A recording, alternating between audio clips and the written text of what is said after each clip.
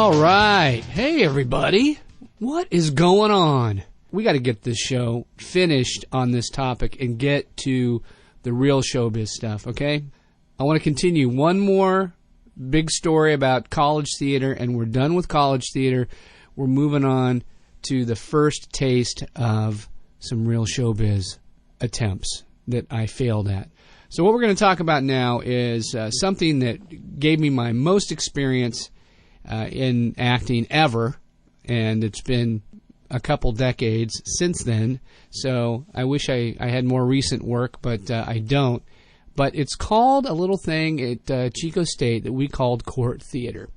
Now, every year in the summer, there is a repertory theater company called Court Theater that is part of Chico State, and it's also, I believe it's very professionally done. It's all run by the actors that audition as well as the professors that are directors. They direct all the shows. And then the scene shop designers, all the shop foremans, all the heads of all that department, they're there during the summer to be a part of this too. So basically what happens in court theater is in the summer months, there are 6 to 8 weeks of entertainment for the people hanging around there for the summer. And what happens is every week there is a show for from Thursday, Friday, Saturday night, and then Sunday afternoon. There is a new show every week by this company of actors called Court Theater. And there's about, my memory serves properly, I think there's like 8 to 10 actors in this company.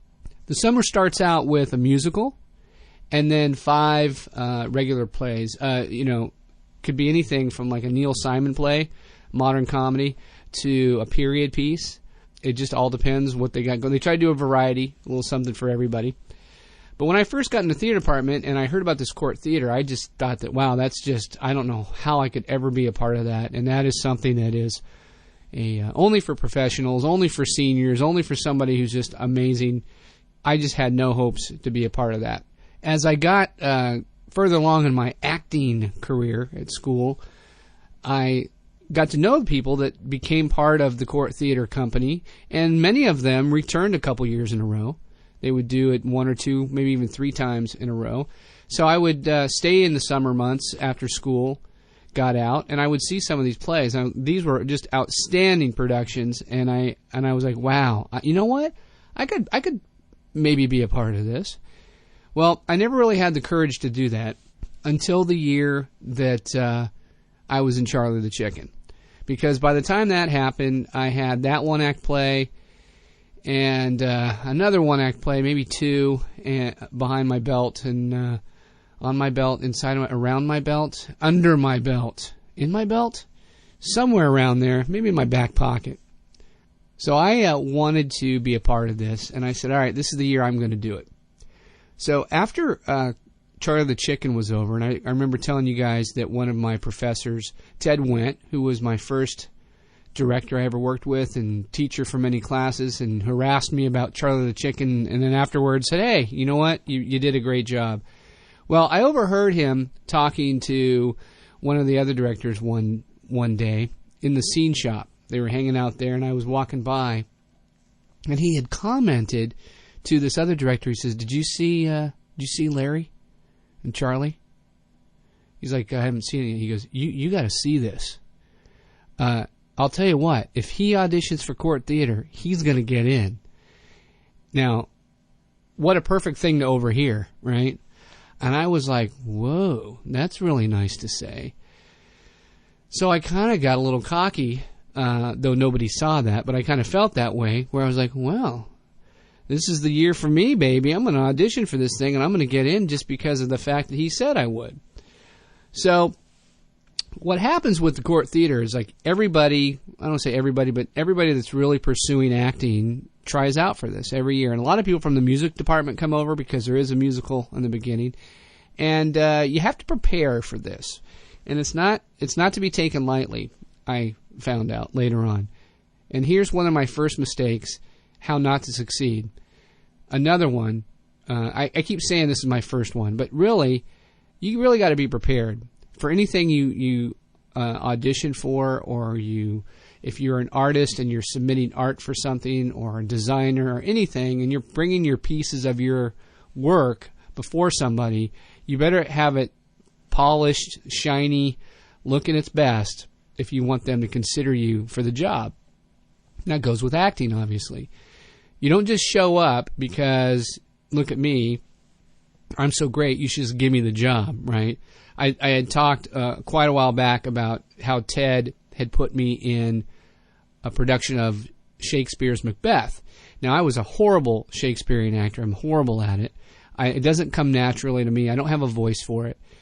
And I remember that I wanted to be in Macbeth really bad, just because all of my peers were in it, and I wanted to work with them. And I said, this is a great opportunity.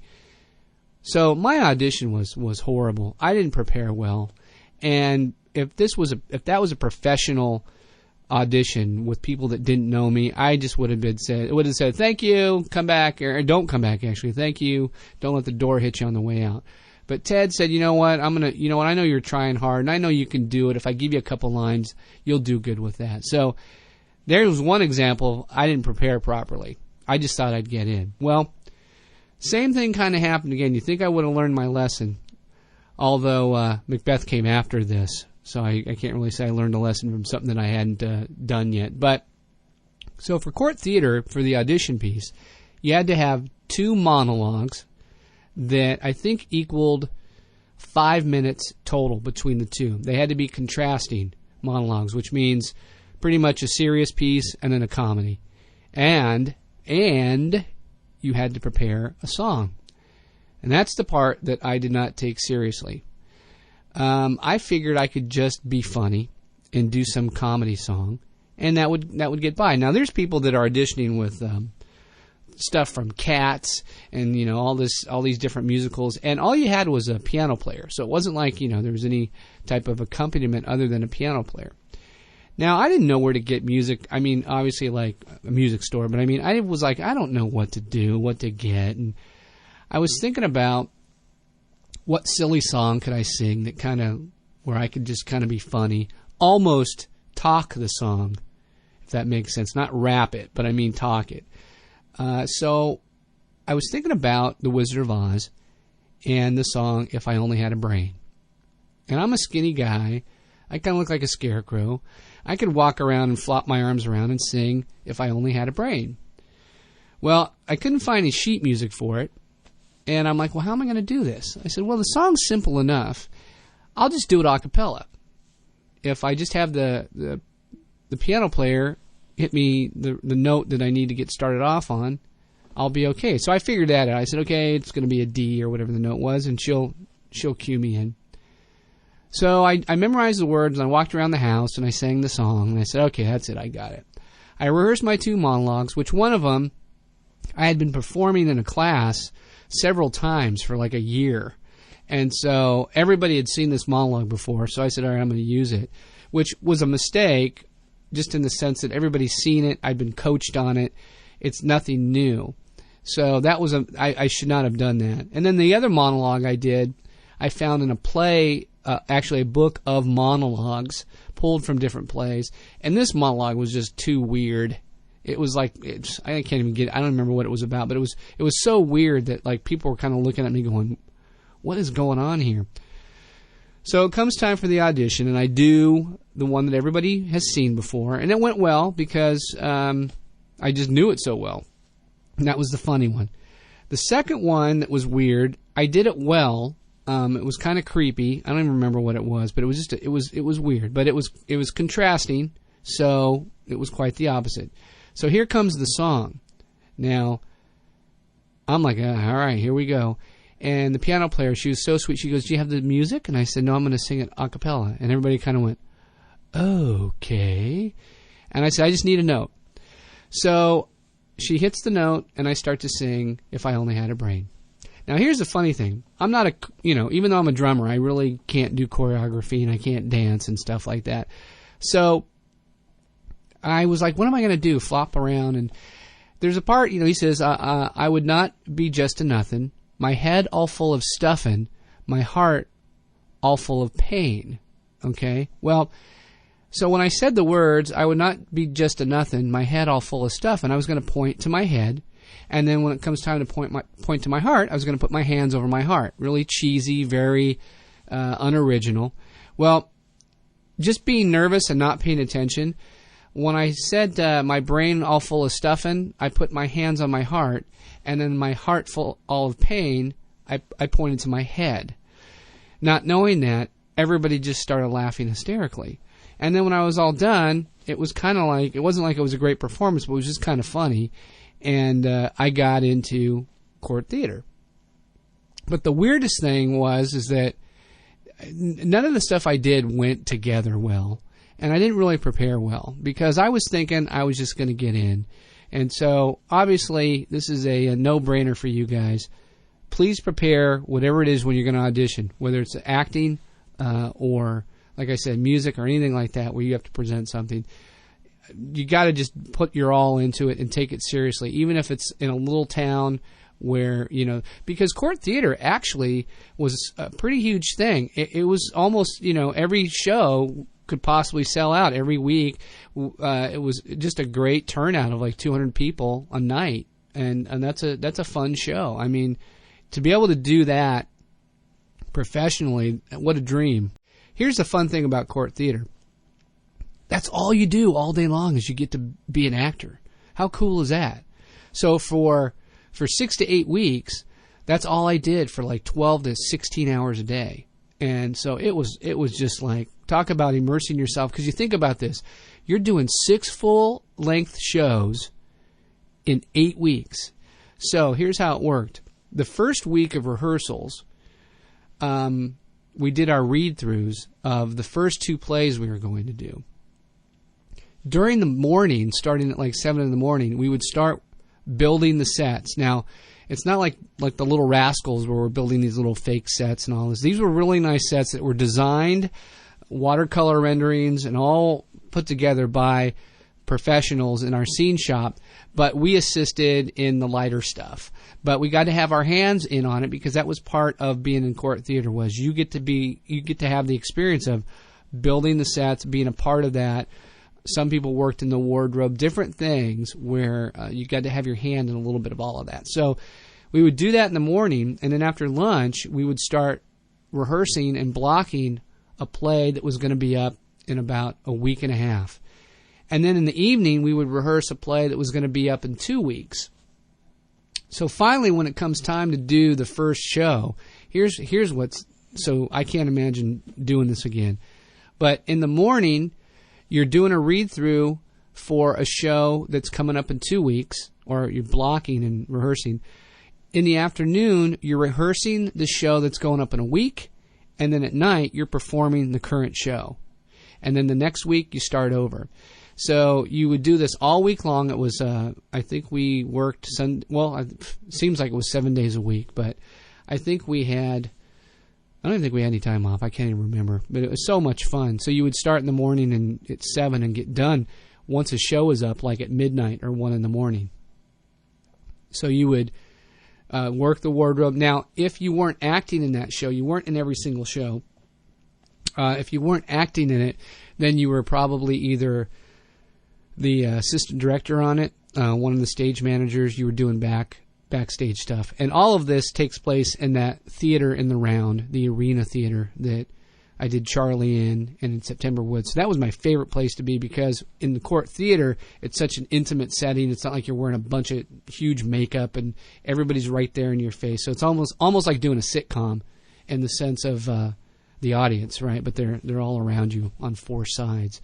So it was a great deal of fun, and there were some really funny stories that happened during that. I was in a play that was a modern day play, at least at the time I was in. It was a modern day play.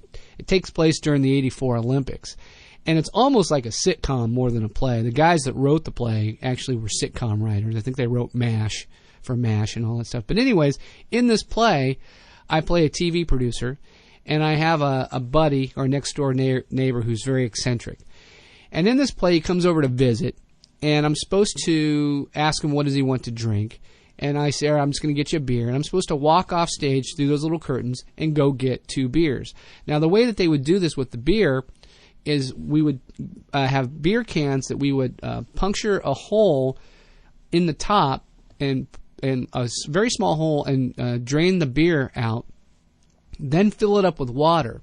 So when I would come on stage, I could pop the top and actually drink out of it to make it look like it's a fresh beer when really there's just water in it. And that was kind of fun. So I would go off stage to get this beer. Now, in the hallway, there is what's called a props cabinet, which is a big wood cabinet. It has all the props in it. They're all labeled for what scene and what act and where they're supposed to go and whatever. Now, one of the actresses that wasn't in that play that week, she was called the property master. So she's in charge of all that stuff. She would sit there and if you needed a prop when you came out, like the beer cans, she would have them ready and she would hand them to you.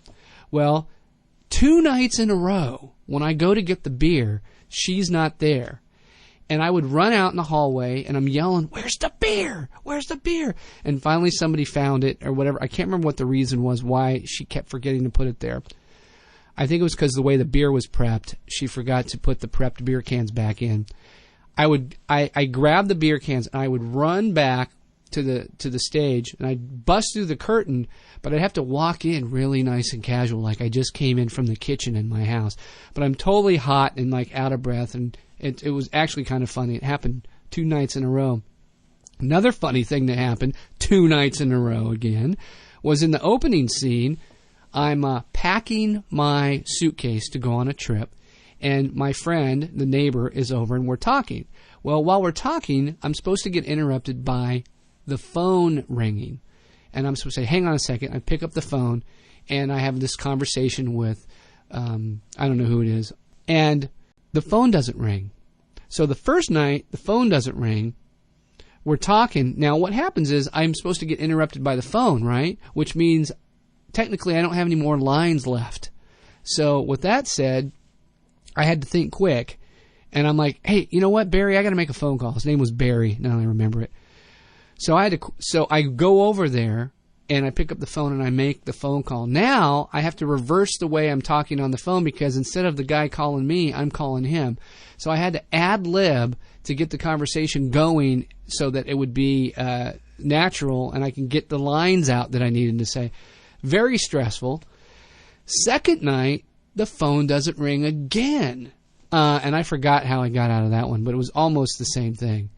We have the phone, the little button up in the lighting booth that triggers the phone to ring. Whatever reason, it wasn't working. So that was pretty funny. And then one night in that same play, on the last night, I was sitting down on the stage reading a magazine, and one of the characters is standing in front of me, and I called him by the wrong name. Now he's playing this Russian Olympic fencer. That's what it was. And he looks at me and this is Mark Stamen. So Mark, if you're listening, remember when I called you the wrong name? And then you said, "I'm not called that," and you changed your name. I go, and I said, like, you guys all look the same to me. I said something totally racist. I think I can't remember what it was, but it was pretty funny. Anyways, that's some of the fun stuff going on there with what we like to call court theater. And so that's it. There is my childhood history all the way up to graduating from college and getting a degree in theater. All right, so we're all done with that. Until next time. So everybody take care. Thank you, all 5 of you, for listening and being patient. So everybody have a great, I don't want to say a great week, because you could be listening to the next show 2 minutes from now. Who knows? So everybody take care. We'll talk to you soon. Thanks.